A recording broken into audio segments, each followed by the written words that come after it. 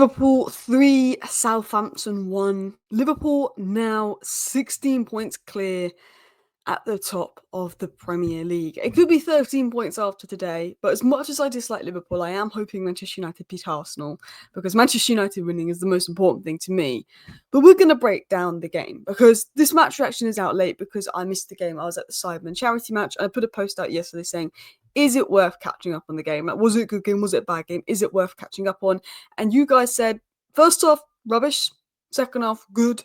Catch up on the second half. Now, I can't do that. I want to gauge the first half. So I've watched the first 15, 20 minutes of the first half to gauge it, how it went, how Liverpool set up, and then I've watched the second half. So I'm going to be doing a what we learned from Liverpool 3-1 Southampton, having, watched a little bit of the first half, 15, 20 minutes, and diving more into the second half. Now, we've got the statistics here because a few people were saying Liverpool were lucky.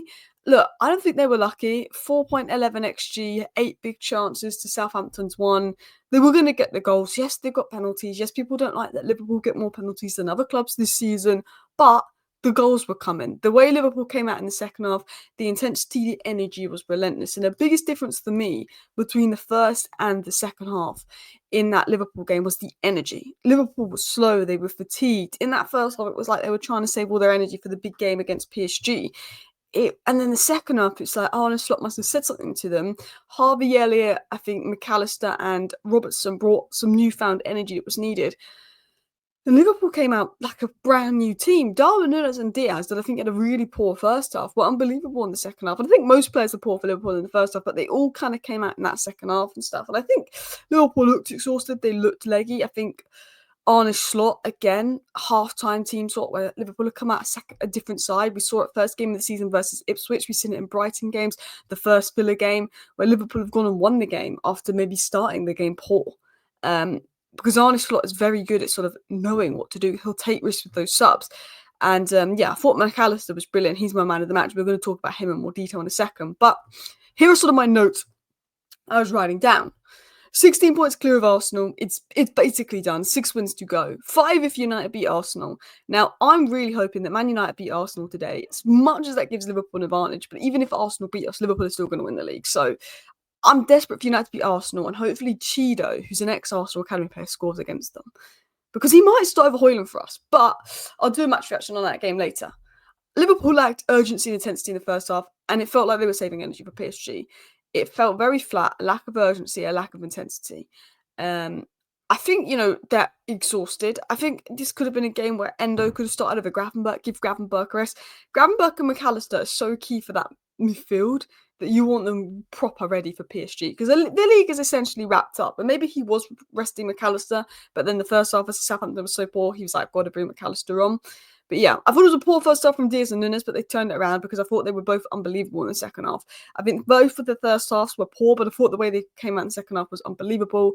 Nunez scoring a proper number 9's goal, getting in the right position, scoring, finishing it. Diaz with the run, the dribble, the cross, winning the penalty. It was a much better performance from both of those players in the second half. And they all of a sudden, and I think intensity is such a big thing in football. And I was saying this on my Man United channel about Man United, but when a team ups their intensity, they can be a different side. Diaz and Nunez almost put in 3 times more effort in that second half. They were running 3 times more. They had more desire to get the ball, get forward, make things happen. And I think Mac Allister's sub brought that intensity. And I'm going to talk about Mac Allister in more detail. But I said this with Man United. I said, we were crap for 70 minutes versus Leicester. But then in the last 20 minutes, we had this intensity and we had this new burst of energy. We were crap for 70 minutes versus Southampton, then Ahmad scored a hat-trick, and the last 20 minutes we were good. We've seen games this season where Man United might be poor in the first half and come out actually all right in the second half under Amarin, or show a good 20 minutes of this and that. And it's all about the intensity. We'll start slow, we'll start unbelievably boring, and we'll have this 20 minutes of like, oh, that was good. Why can't we do that more often? And that's what I felt Liverpool had in the second half. It was the burst, the energy, and the intensity that was upped. That's what was lacking. And I think the subs brought that energy. Harvey Elliott had an early shot, eager to make an impact. Mac Allister coming on, creating, pulling the screens, like pressing, already adding that intensity. Darwin Nunez and Diaz Slot must have had a massive go at them at half time. They were like ready to make a point. Robertson had a much better game than Simicast. I thought Robertson had a good game. I thought Trent had a good second half as well. This is another example of Arne Slot team talk turning Liverpool around. His substitutions, all of them were good, particularly Mac Allister for me. Darwin Nunez and Diaz woke up, and Liverpool were a different side in the second half. And I did a video on this. I'm going to say back in November, maybe October. I think I did a video on this back in October or November time. And I said, and I was talking about Slot, and I can't remember what the video was called, but I said, I think it was about Arne Slot's game plan or something. I said, the thing about Arne Slot, and this was before the January window, because Pep Guardiola has adjusted his approach since the January window, since Marmoush coming in. But I was saying, Pep, this was when City had lost, had won one in their last 13 games. I said that Pep Guardiola's doing the same thing over and over again. I said Arteta's doing the same thing over and over again, and Arsenal struggling to break down teams. But I said Arne Slot is doing things different. He's adapting here, he's adapting there. That's the big difference I've noticed with Arne Slot, is he really does sort of adapt, or if it's not working at half-time, he changes, he makes the subs, he makes the calls. And even in the PSG game, Liverpool got a Real Madrid-esque win in the Champions League versus PSG. They were not good. The players were not great, but they went and won that game because they had the quality to invite on pressure, because they have a world-class goalkeeper, they have a world-class centre-back in Van Dijk. And they got the win, and that's what Real Madrid did in the final to Liverpool 3 years ago. Courtois, top performance, but Liverpool had the quality to get that win. And it's like Arne Slot knows when he needs to be defensive. He knows when he can use his energy and press and be expansive. And Liverpool aren't going to be amazing every game, but I think for the most part, the approach, the tactics, the changes have been good. You could see definitely in that first half that Liverpool were missing Gakpo. I think he's such an influential player.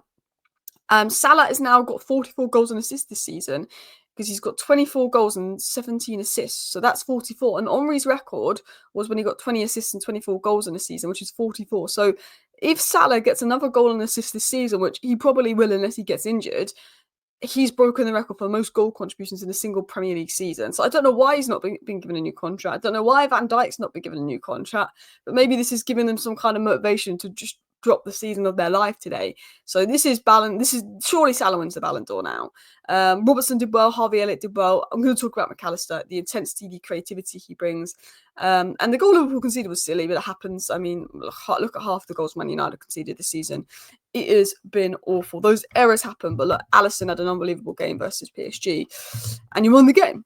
So should Liverpool be worried? Because I saw a video that popped up on my recommend. It was like ESPN saying Liverpool should be worried. Some pundits talking because, they weren't great versus Villa and Everton. You got the draws, 2 difficult games. They were saying, you weren't great versus PSG, and, you struggled in the first half today. But I don't think Liverpool have anything to be worried about. They are favourites in the Carabao Cup final. You expect them to beat PSG at Anfield. And, yeah, they had a bit of a dip. They weren't at the best in the first half today. They weren't at the best versus PSG, but champions win when they're not at the best. Man City won the treble not being at the best every game this season. You put in a top performance versus City, you put in a top performance versus Newcastle, are 2 good sides. Villa, you probably did enough to win the game, but you drew. Everton, Michael Oliver found out 2 extra minutes at the end, which you drew, which you could have won. So I don't understand why people are saying, should Liverpool be worried? And people are still talking about Arsenal catching Liverpool, because I just don't see Arsenal catching Liverpool. I'd like Arsenal to catch Liverpool, but actually I wouldn't, because I want Man United to win tonight. But I'd like Liverpool to drop points, so there's a chance of Arsenal catching Liverpool, as long as Arsenal don't beat Man United. But I don't think Liverpool need to be worried. I don't get why the pundits are saying, should we be worried about Liverpool? Should Liverpool be worried because they had a poor first half? Well, they proved in the second half how good they are. Yeah, they didn't have a good first half, but they proved in the second half how good they are. How many times have Manchester City done that? And no one would say, should we be worried about Manchester City? How many times have Manchester City dropped silly points here and there and then gone on an amazing run?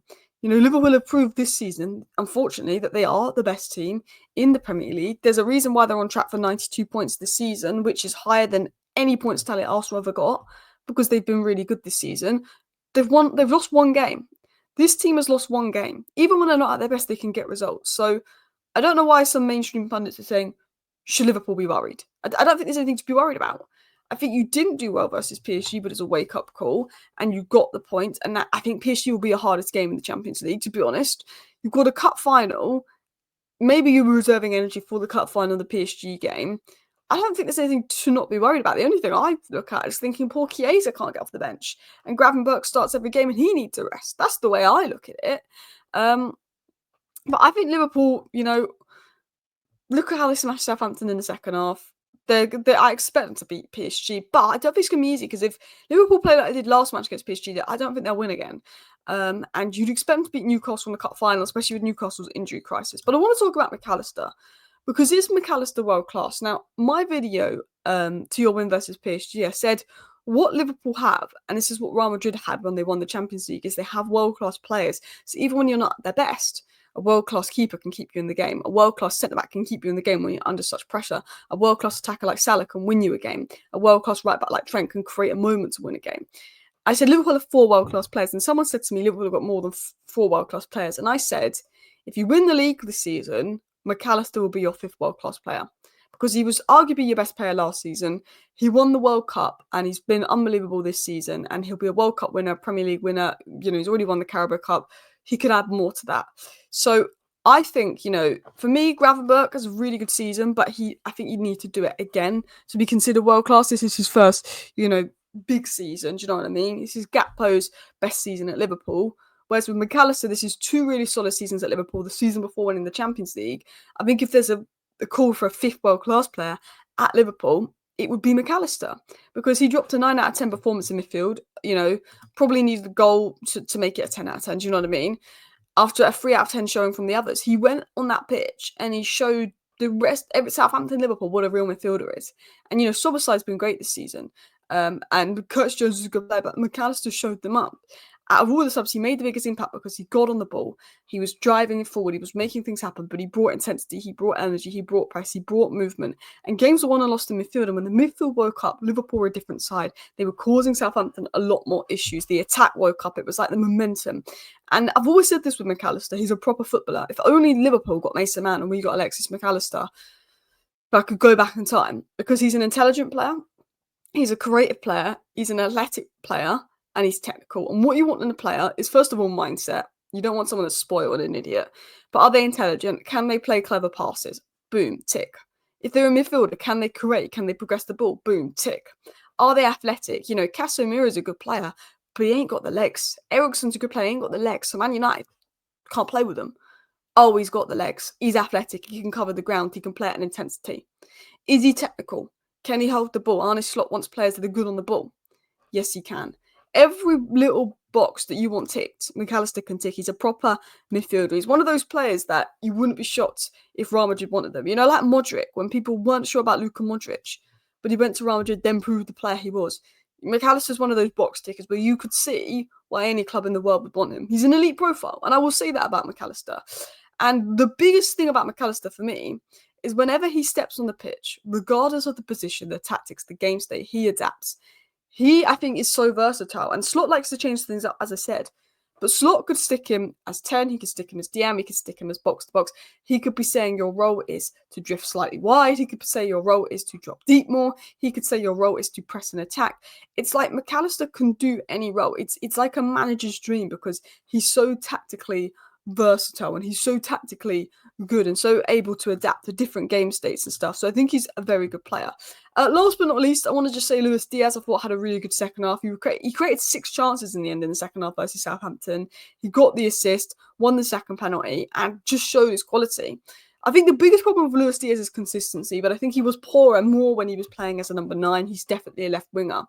But when he shows up, he's lethal, he's direct, he can create. I think with Luis Diaz, he has his moments where he's a bit poor and he can be inconsistent. But when he's on the left wing in his best role, he's always direct, driving at people, putting in the work rate. And I think the effort that him and Nunez put in that second half compared to first half is night and day. And I thought he had a very good game. Anyway, that's my thoughts on the match. Thank you for watching. Bye.